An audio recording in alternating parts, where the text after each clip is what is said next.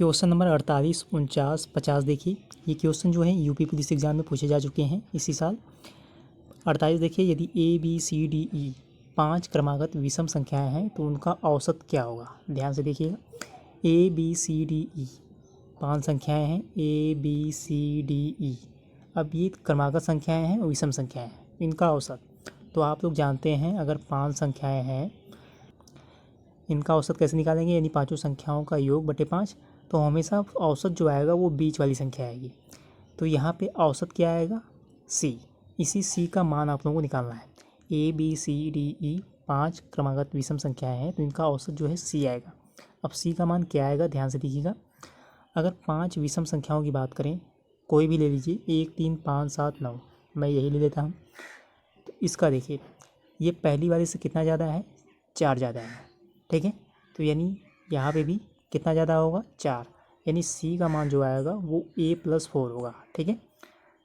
पहली वाली से 4 ज़्यादा आएगा यानी a+4। तो यहाँ पे बी वाला ऑप्शन आपका सही हो जाएगा। 49 देखिए, 3 संख्याओं में से दूसरी पहली की 2 गुनी। 3 संख्याएं हैं, पहली दूसरी तीसरी। तो यहाँ पे दिया गया है जो दूसरी है पहली की 2 गुनी है, ठीक है। अगर पहली 1 मान लें तो दूसरी हो जाएगी 2, ठीक है।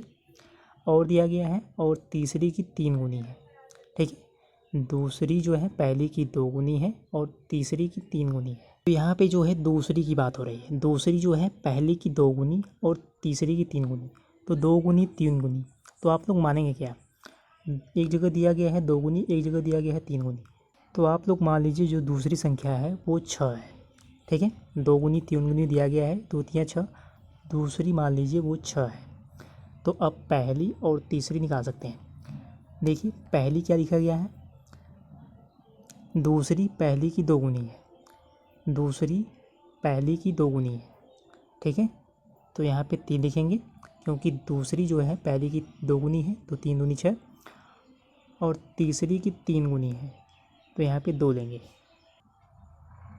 ध्यान से समझिएगा, जो दूसरी संख्या है वो पहली की 2 गुनी है लेकिन तीसरी की 3 गुनी है, ठीक है।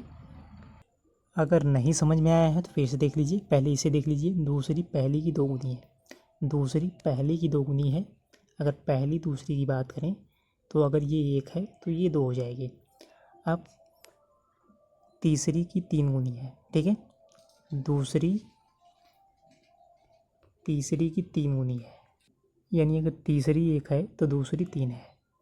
तो आप देखिए यहाँ पे दूसरी 2 है, यहाँ पे 3 है, तो दोनों को बैलेंस करना पड़ेगा। गुणा कर दीजिए, वहाँ पे 3 का, यहाँ पे 2 का, ठीक है। तो इधर भी करना पड़ेगा और यहाँ पे भी 2 का गुणा करना पड़ेगा, ठीक है। तो अब देखिए वही संख्या मिलेगी 3 6 2, जो मैंने आप लोगों को पहले बताया।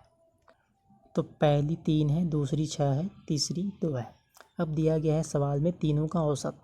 तीनों का औसत यानी 3 + 6 + 2 बट्टे 3, तो ये आएगा 36 9 2 11 बट्टे 3, और औसत दिया गया है 44, यानी 11 बट्टे 3, ये मान आएगा 44 के बराबर।